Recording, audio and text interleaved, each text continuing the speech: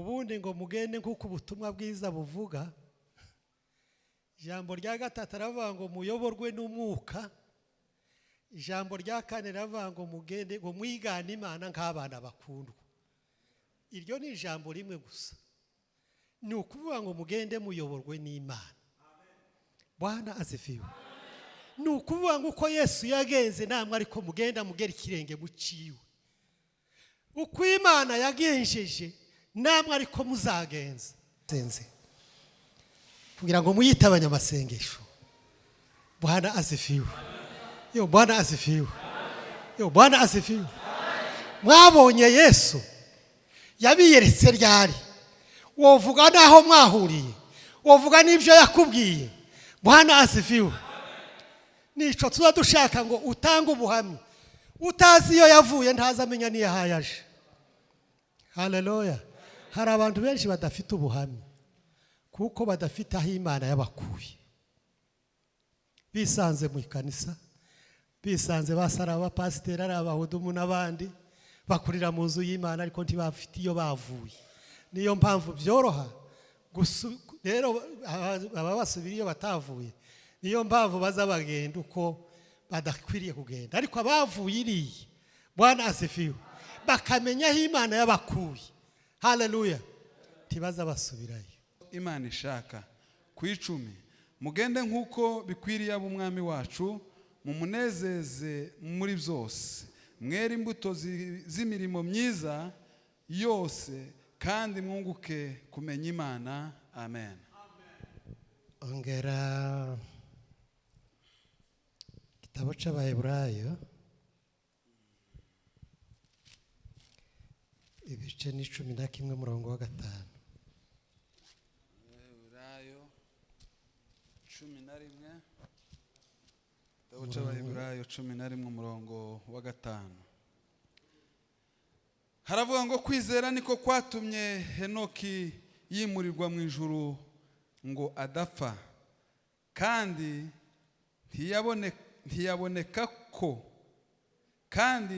ntiyaboneka kuko Imana yamwimuye, kuko yahamijwe atarimurwa yuko yanejeje Imana. Amen. Rakoze. Reka turarike ndagano asabira ijambo.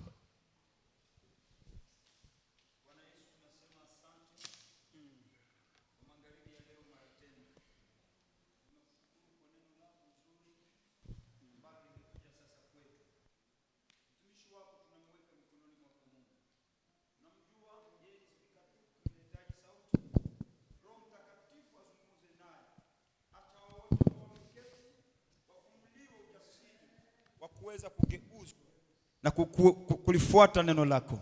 Asante Mungu, maana utakwenda kufunga kila sauti zote zinongonezayo mbaya kwenye watu, ili watu waweze kuchelewa na wamefika. Lakini tunakualika uanze pamoja naye hadi mwisho wa huduma yake. Kwa neema ya Yesu Kristo tunaomba hivyo. Amen. Rakoze. Imari umugisha. Bwana asifiwe. Amen. Tukabazamura ibiganza duheze icubahiro. Bwana asifiwe. Reka tubanze dushima Imana itugiriye neza kuba ngaha iwanyu mu giterane cy'abana b'Imana. Dushimye Imana yabanye natwe ubwo batugezagaho icyifuzo ko tuzabana n'abateguye igiterane hano kuri aya matariki. Tumaze nko gusa n'ababemerera. Twakomeje gushima Imana, dusenga Imana kuko nyine hari hakiri nk'umwanya. Dusenga Imana kugira ngo izadusohoze kuri uyu munsi. Kuba Imana itugiriye neza tugasohora kuri uno munsi hatabonetse inzitizi, kuko hari uwo twararikanywe araye ari buhaguruke ejo bapfusha umukristo wabo. Ambwiraga kuko atosiga umuramba ari umupasiteri mu ikanisa. Izo zabaye ingorane zatumye ataba hano. ariko kuba Imana twe yatwemereye ngo dusohore hano. Imana nishimwe. Amen. Ubundi dushima Imana kuba dutekereje bakatubona mu bantu bari hano i Burundi n'abari muri Kongo, bakagenda banyuza amaso mu bantu ikuri kangwaho. Naritekereje nanga gutatira icizere, ariko nkazani bati aba bantu babonye tembo. Bwana asifiwe. Badanganyitse byagenze gute? Haraho mperuka kuja kuramukanya bakababwira ngo ko haraza umushitsi, ariko ntibababwira uwo ari we kugeza nshitse, ariko batarababwira bati ni naka uhayuza. Kugeza nyine bambonye mu ikanisa, ariko hakaba umuntu wambwiye ngo urinze uhaguruka tutaramenya umushitsi dufite. None ndababwira nti iyo muza kumenya ko ari jewe ntimbuye mwaje. Bwana asifiwe. Nubundi sinzi ndango nonega niba ari afishe byendaga abenshi bazaga batanzi bandebeyeho, ni jewe uyu hari ico ubonye se. Bwana asifiwe. Amen. Ndo umwigisha utabyina, ndo umwigisha utaririmba, bene uwo ntagezweho. Bwana asifiwe. Amen. Ariko mwihangane turamufite ko ndabona wacu ari mfite ngo byendi bazicuguta, kandi nyine azakora ibyo ntazakora. Ariko hamwe n'ibyo dushimye Imana kuba dutekereje, bakaba baraduhaye nyine kubana n'abera aha ngaha. Imana namwe bampere umugisha. Amen. Ubundi ndashima Imana kuko mwateguriye igiterane hano. Ngize iminsi ntahagera, sinzi n'igihe mpaheruka, sinzi wari uhaye umbwira ngo hari ibuvira wananiwe gusimba ngo ugere hano pi. Tiharananiye, sinzi amenye uko byagenze, kandi mba mu ntebe imyaka ibuvira ndi mu ntebe, ntaho nja ntaho ngenda, ariko kugira ngo ngere hano tubaramutse nabyo byarananiranye. Ariko Imana yabahaye gutegura hano, namwe mukabemerera. Imana namwe baheze umugisha. Amen. Bwana asifiwe. Amen. Peruka hano banteguye kubwiriza, ariko twari nka babiri baduteguye. Ikanisa rimwe ribura uwo bateguye, baza gusaba hano ngo tubaheze umuhubiri. Basanga noneho turi babiri. Noneho baranongorera bati noneho hari abacu babuze ikanisa bateguye umuhubiri, none bashatse hano twari umukutano w'abayumbe hanga hariya kuri Gerizo. Baramubura, barahamagara birabura pe, kugeza yini kanisa rimaze kubyagira, bararirimba indirimbo zibavi mutwe. Baranongoreye bati none se ukunda agenda gute jewe? Batugende ngugiye hanze turagukurikiza igitabo. Ngenda yine ngugiye nuko abacu ngo kaza batesi wacu yarwaye byandu byagenze gute. Nuko ndagenda nyine imirimo y'Imana irakoreka iyo ngiyo, sinabakira mukajije aba hano. Kuva ubwo nigeze kandi kuza nko ku bitaro nahasengeye umunsi w'icumweru, ariko namba nsubirayo. Ariko Imana mbaye kandi kuba ngaha nkababona. Bwana asifiwe. Amen. Imana ishimwe. Amen. Ubundi turabigisha ni babiri, bari bambaye iminota byena baye numva ntogeza, ariko reka tuganira aya magambo kuko bayavuze. Ariko jewe ndahekera kuri iriya verse y'icenda ninjira hariya mu 10. Paulo yari intumwa idasanzwe. Hari intumwa zisanzwe zabanye na Yesu, zahamagawe na Yesu, babanye na Yesu, bagendanye na Yesu. Yesu akora ibitangaza, arapfa arazuka, arongera arabiyereka, arabasezera, babona uko agenda, ararenga neza, babona ko agacuko kamwakira. Bwana asifiwe. Amen. Azo ni intumwa zisanzwe. Ba Petero na ba Yohana baravuga ngo uwo twiboneye, ngo amaboko yacu akamukoraho, amatwi yacu akamwiyumvira, tukabona n'ibitangaza yakoze. Uwo niwe tuhaye tubabwira. Amen. Bwana asifiwe. Amen. Uko niko abigishwa basanzwe bari bameze. Ariko uyu Pawulo ni intumwa itarabanye na Yesu, ariko wafashwe afatwa mpiri, aha yarenganya ndetse abo ngabo. Ariko ngo amaze kumufata, ngo iramuhindura kugira ngo akore umurimo w'ivugabutumwa yamamaze Yesu. Yesu amwibwira harya mu nzira y'i Damasiko, imukubise hasi, aramuhamagara ati Sawuli, Sawuli, urandeganiriza iki? Nawe aravuga ati urinde mwana? Aravuga ngo ni jewe Yesu w'i Nazareti urenganye. Hallelujah. Amen. Yo, hallelujah. Amen.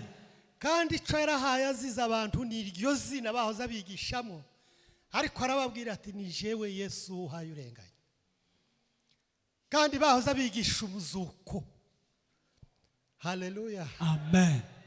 Bahoza bigisha hejuru y'umuzuko, kuko wa wundi mwabambye, wa wundi mwashinyaguriye kandi yarabagiriye neza, uwo nguwo niwe Imana yaramuzuye ku munsi wa gatatu, abonekera intumwa iminsi 40, ngo buce arazamuka aja mwisho. Ngo azita inyigisho z'inzaduka, ariko Imana ngo imaze kumuhamagara, ngo ntiyashose azamuka ngo aje i Yerusalemu ngo asange za ntumwa zamubanjirije, ariko ngo aje ahantu muri Arabiya, aja gushaka Imana yamuhamagaye. Hallelujah. Amen. Aza gushaka Imana yamuhamagaye. Iri Imana iramwiyereka kandi ngo imubwira ubutumwa akwiriye kuvuga.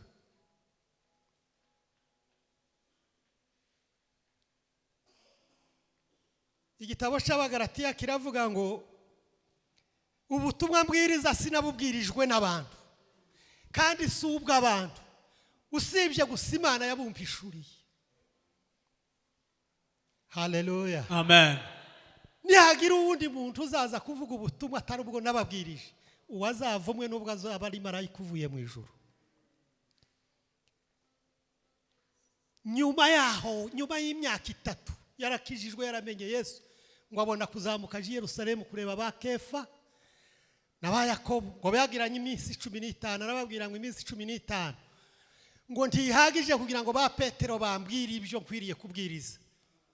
Hallelujah. Amen. Ariko ico mbwiriza nico nahawe, kandi ico nahawe kumenya niwe kwa bayandikiye Abakorinto ngo nico naje nabahaye. Bwana asifiwe. Yo, Bwana asifiwe. Harigisha shinga amatorero menshi, ariko nyuma yaho ngo haza inyigisho zibakuramo inyigisho za Pawulo. Atangira kwandika izi nzandiko z'Abakolosayi n'izindi.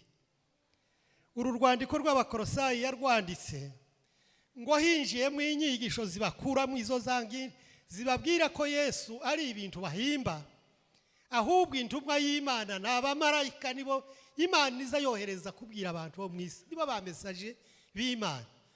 Kandi uriya si Masiya, ni mwene Yosefu, ni mwene Mariya, turamuzi n'uwahi wacu n'umwana w'umubaje. Tangira kubikuramo. Epafra niwe wari umupasiteri w'iryo torero, aza kumubwira kuko izo nyigisho zamwijiranye, ngo yandika uru rwandiko rw'Abakolosayi. Bwana asifiwe. Amen.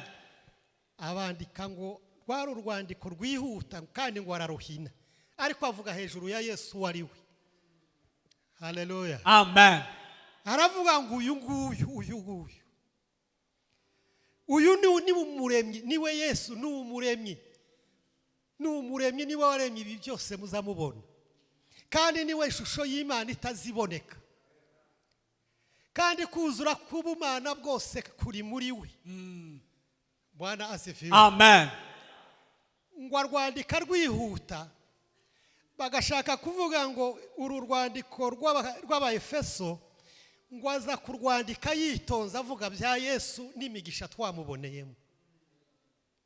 Haleluya. Amen. Yo haleluya. Ila. Kandi urwandiko rw'Abakolosayi n'urw'Abaefeso na akarere kamwe, ari inyigisho zakwiriye mu karere kamwe ko muri Aziya ntoya, kandi umurwa mukuru kaba Efeso.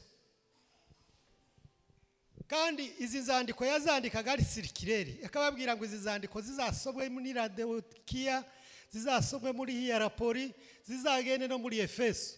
Nyuma yohereza kandi urunguru usomye ibice bitatu by'Abaefeso n'umurongo wa 2. Aravuga ngo nari nabivuze ngo mu magambo make muri rwa rwandiko, bagashaka kuvuga kuko ari urwandiko rw'Abakolosayi. Bwana asifiwe. Amen. Ngo yabivuze bukeya gusa muri urwo rwandiko rwa mbere, bagashaka kuvuga ngo ntiyarugize urwandiko rwa mbere n'urwa 2, ariko aravuga ngo ibyo bavuze, ibyo yavuze muri izi nzandiko zombi yaraha yavuga hejuru ya Yesu uwariwe. Bwana asifiwe. Amen. Noneho ngo amaze kumva bene ayo makuru ngo apfukamira Imana ngo asengera Abakolosayi. Niyo yaya magambo tusomye ngo arayabasengera. Kandi uko yasengaga niko yasengeye n'Abaefeso. Ndetse na hariya mu rwandiko rw'Abafilipi harimo irindi sengesho rimwe, biravuga ngo amasengesho ya Paulo yasenze 8 mu nzandiko ziwe kuko ari 13. Kandi ico yasengaga niki?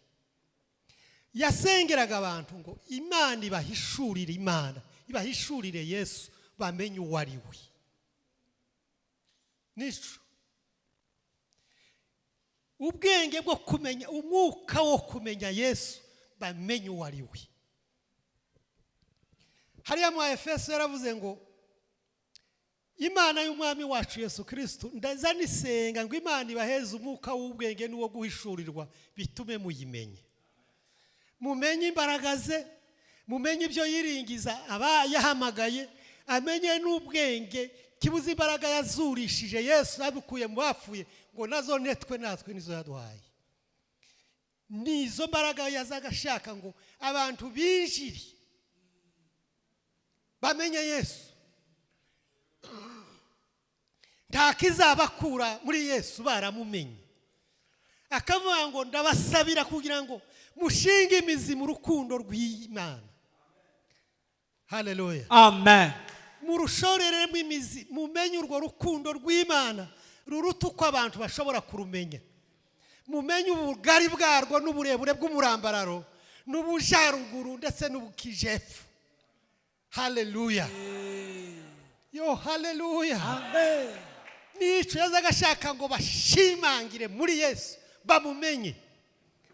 Nimumara kumenya urwo rukundo ruri muri Kristo Yesu, ntabwo nta yindi myigishirize y'ibinyoma yoza yo bakura.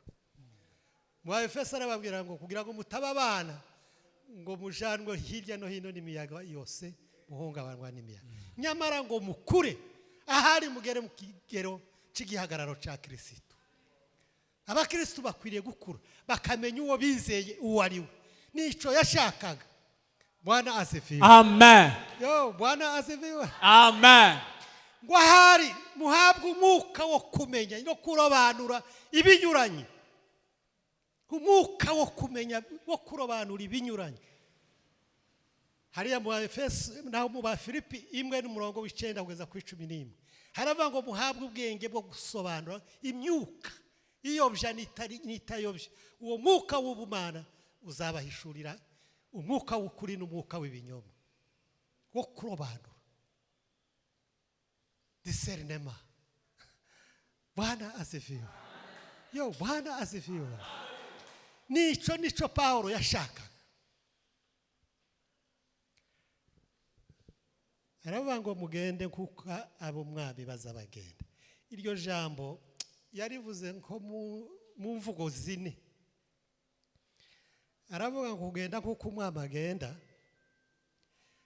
ubundi ngo mugende kuko ubutumwa bwiza buvuga. Ijambo rya gatatu aravuga ngo muyoborwe n'umwuka.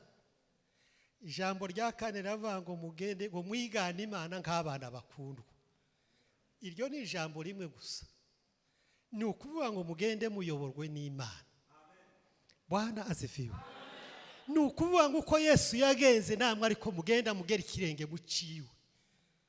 Uko Imana yagenjeje namwe ariko muzagenza. Muyoborwe n'umwuka, nibwo mutazabasha gukora ibyo kamere irarikira. N'imyigishirize iriya yose muyobowe n'umwuka. Bwana asifiwe. Nico yabasabiraga ngo Imana ibinjize mu kumenya kose. Binjize mu kumenya kose. Haleluya. Imana wamenye muri experience. Haraho yigeze kubwira Abisirayeli irababwira ngo ntimukagendere mu kivunge mu rwinshi. Gira ngo ni hariya muri kuva ibice nimba ari 23 n'umurongo niba atari wa kabiri. Haravuga ngo ntimukagendere mu kigari cy'abantu benshi. Haleluya. Yo haleluya. Yo haleluya. Ndetse ngo no mu rubanza tukagenda iyo majorite yagiye ngo kugira ngo ejo batazaca urubanza rwo kurenganya, ariko uzohagarare ku kuri. Nuko iyo wamenye Imana yawe personnel, Imana ikakwiyereka, ukavugana n'Imana, ukagenda n'Imana, ukamenya aho mwahuriye nayo. Bwana asifiwe. Nta yindi myigishirize yo gukura mu rukundo rwa Kristo. Haleluya. Yo haleluya. Aravuga ngo muzagende mumenye ubushake bw'Imana. Nukuvuga ngo iyo wamaze kumenya Imana uzumenya n'ubushake bwayo. Icyo Imana ikunda nawe ukagikunda. Icyo Imana ikunda nawe ukagikunda. Niyo mpamvu aravuga ngo uko ubutumwa bwiza nahawe buvuga. Utayobowe n'ijambo ry'Imana. Bwana asifiwe. Yo Bwana asifiwe. Wogenda ukundi nyine ngo abantu bagenda ukundi. Haleluya. Ngo abona abanzi b'umusaraba wa Kristo. Bibiliya ni kwitubwira. Abagenda ukundi abona abanzi b'umusaraba wa Kristo. Ariko bamenye Kristo bagenda nkawe, bavuga nkawe, batekereza nkawe. Niko yandikiye Abakorinto aravuga ngo dufite gutekereza kwa Kristo muri twe. Bwana asifiwe. Uko dutekereza nk'Imana, tukibwira nk'Imana, tukamenya imigambi y'Imana. Jambo ry'Imana riravuga ngo nta wamenye ikirundi atekereza ngo umwuka wa wundi utakurimo. Rero iyo utayobowe n'umwuka w'Imana ntiwamenye icyo Imana ishaka. Ahubwo umwuka w'Imana uzumenya imigambi y'Imana, ukavuga iby'Imana bigiye kuzaba. Bwana asifiwe. Iyo mwumva ngo hari abahanuzi bavuga ibizaza, nuko ari umwuka ubahishurira, ni umwuka w'Imana ubahishurira iby'Imana igiye gukora bitari byabo. Nuko bayoborwa n'umwuka. Bwana asifiwe. Yo Bwana asifiwe. Niyo mpamvu turi mu gutinya nyine bene abasore, rimwe tukagera nk'impuhwe ariko babaze kuba n'abagabo. Bari mu kwiyita abayumbe, bakibita abasenzi, ariko nje wabanye n'abasenzi kusenga kwarananiye. Inzagira ngo senge bikararira. Irivi ryanje ndiriza ryika hasi. Ariko ngakunda abasenga kandi najanye nabo. Twarasenze yeme. Bwana asifiwe. Nabonye abasenga. Rimwe twagiye kubaka amahombe mu Bijombo. Kajabi karavuga ati muzamuja gushaka izindi zo gusenga kandi narubatse kanisa muzamusengeramo. tuti nama obi yahangaho uzugira ngo ahanga atoyembwiye kuzana za mitonda hangaha nimba mushaka gusenga muzoze aratujana mu ikanisa aradupfukamisha tugira amayinga biradupfukamishije turasenga ngo turangize ico kizamini arabwira ngo tugende twubake amahombi ati ndabamenye Bwana asifiwe ati ndabamenye ko muri abasenzi aradusengesha pe kwamara twemerera kubaka inzu z'amahombi turasenga nyine Bwana asifiwe turasenga ariko se nyine muri mu gusenga nkuko basenze kugira ngo muyite abanyamasengesho Bwana asifiwe yo Bwana asifiwe yo Bwana asifiwe mwabonye Yesu yabiyeretse ryari wovuga naho mwahuriye wovuga n'ibyo yakubwiye Bwana asifiwe nico tuza dushaka ngo utanga ubuhamya utazi iyo yavuye ntazamenya niyo hayaje haleluya hari abantu benshi badafite ubuhamya kuko badafite aho Imana yabakuye bisanze mu ikanisa bisanze basara pasiteri ari abahudumu n'abandi bakurira mu nzu y'Imana ariko ntibafite iyo bavuye niyo mpamvu byoroha rero ababasubira iyo batavuye niyo mpamvu bazabagenda uko badakwiriye kugenda ariko abavuye iriye Bwana asifiwe bakamenya aho Imana yabakuye haleluya ntibaza basubirayo baza bamenya igihe bakuyeyo n'imbaraga zabakuyeyo nico babonye nico bagaye hari umwanditsi wanditse ngo si wacu twahakuwe niki Bwana asifiwe ngo si wacu niki twagaye ko twazaga tugira ibyo kurya byinshi iwacu tuzatwambara hano twaje kuhashaka iki Bwana asifiwe yo Bwana asifiwe Yohana Yesu yarabajije ngo se mwazaga muje kureba Yohana iriya niki ni imyambaro se mwari mukurikiye kuri we yazaga yambaro harabangwa imyambaro y'abarimbyi hibangwa ibwami no mu ngo zikize haleluya ariko se mwazo mujanwa niki nukuja kurya se yazaga ngo yirira inzige n'ubuki bw'ubuhura bwiriye ngo ariko ibyo kurya by'abakomeye biririya mu bakiri Bwana asifiwe none niki cabazanye haleluya iriya twari duhanguriwe kugira abagore nk'abatanu batandatu ariko tumaze kugera hano baratubwira ngo nuyu ese umaze kugaya kuko ari umwe kudasubirayo kuje gushaka benshi aho kuvuga ngo bashakire hano haleluya koga hose ni inverse Bwana asifiwe yo Bwana asifiwe iyo kenera benshi abagabo ube waragumye iri iwanyu barahari ariko hano numwe Bwana asifiwe Bwana asifiwe aho kubanguza wuririza abagabo ku bandi Bwana asifiwe ube waragiye ugasubira iwacu iriya barabohotse haleluya ko ndashaka kubabwira ngo abamenye Imana ni iki Paulo yasabiraga aya makanisa cyangwa aba Efeso bahuye n'inyigisho zibakura muri ubwo butumwa bwiza yarababwiye ngo nihagira ubundi ubabwira ubutumwa ntababwiye nubwo ari marayika uvuye mu ijuru haleluya wazavuma yarazi kandi nta muntu uzusabira abantu ngo bagera aho atageze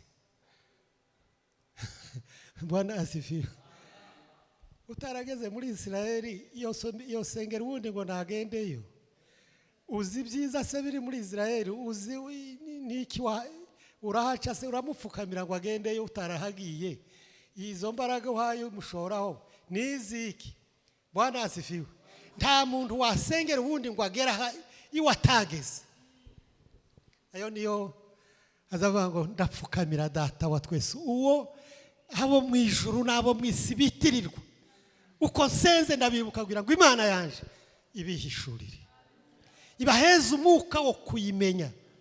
Haleluya.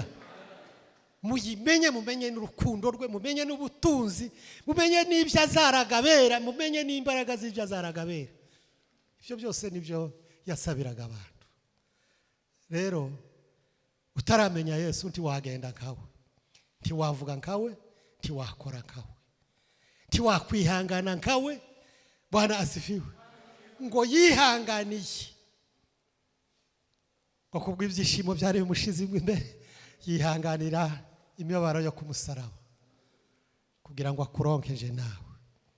Aravuga ngo nukugeraga ikirenge muciwe nawe kugira ngo uzagere wiwe. Bwana asifiwe. Nukuhatana ukanyura mu bikomeye ukazahuruka iwiwe. Paulo yaravuze ngo aho ngeze ko ndumva paye shaka ngo nagende nje kwibanira n'umwami wanje wankunze ngo ariko nimba nkiri mu mubiri so kugira gusa ngo mbe hano ndambye iminsi ndambye imyaka ariko nugira ngo nerere Imana imbuto. Bwana asifiwe.